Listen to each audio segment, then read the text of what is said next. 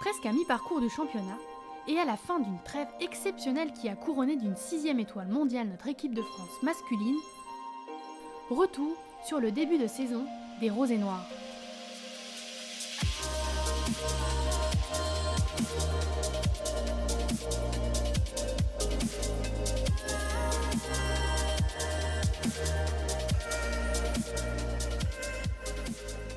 On a fait des bons matchs dans un premier temps. Je pense que c'était la surprise pour tout le monde et on ne s'attendait pas à avoir un bon niveau. Donc on a fait égalité, on perd pas de beaucoup de buts, donc c'était plutôt pas mal. Pour une première année en D2, on a bien entamé, on a été capable tout de suite d'élever notre niveau de jeu, d'être présente sur les gros matchs. On commence la saison sur le deuxième de l'année dernière, Noisy-le-Grand, donc on s'attendait vraiment à une grosse affiche, à vraiment être sous pression, à être en grosse difficulté. Et puis les filles ont vraiment réussi à entamer la saison de manière très intéressante, beaucoup d'abnégation, beaucoup de combats.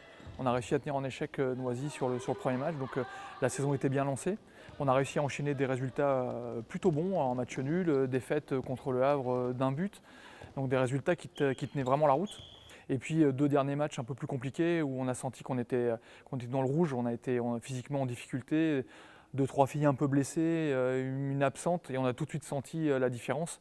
On a été en grosse difficulté sur Bourg-de-Péage et Plan-de-Cuc les deux derniers matchs où les équipes étaient meilleures que nous, mais d'habitude on arrivait dans le combat, dans l'activité à essayer de les mettre en difficulté, et là on n'a pas réussi. Donc on a vraiment senti deux facettes de la première partie de saison. Une trêve alors plutôt bien accueillie pour cette première en championnat 2e division.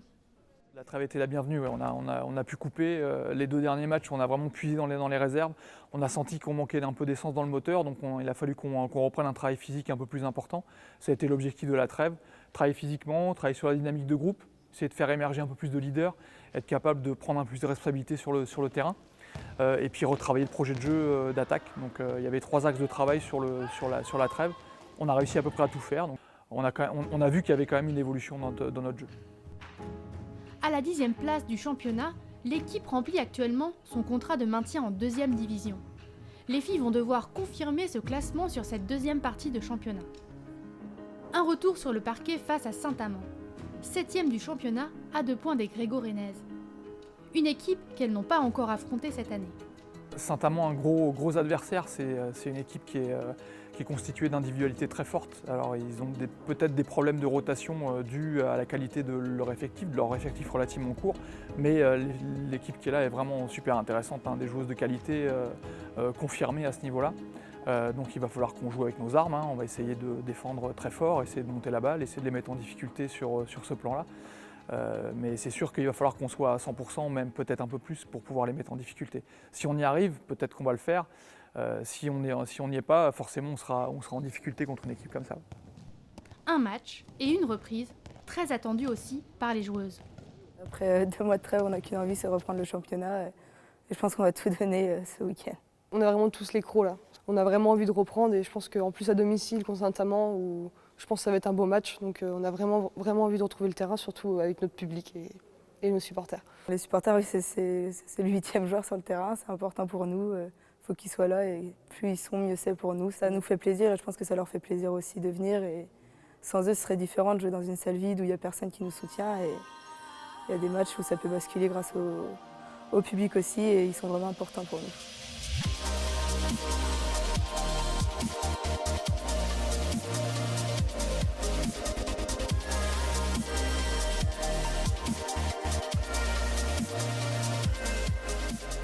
Les matchs à l'arrêt coquet ont toujours été un plus.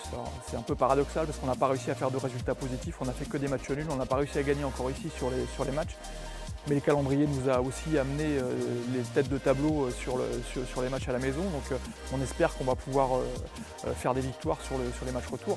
Mais l'arrêt coquet pleine avec les supporters, la pression qu'ils peuvent mettre sur l'adversaire. Il y a très peu de salles de D2 qui sont dans cette ambiance-là.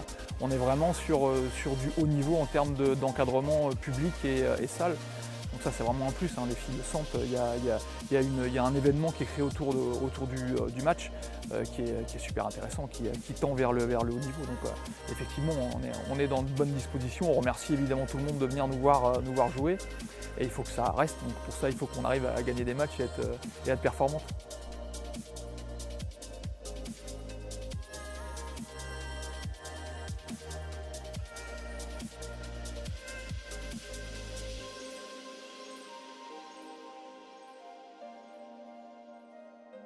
Rendez-vous ce week-end À l'Harry-Coquet, à Saint-Grégoire, 20h30. pour venir nous supporter.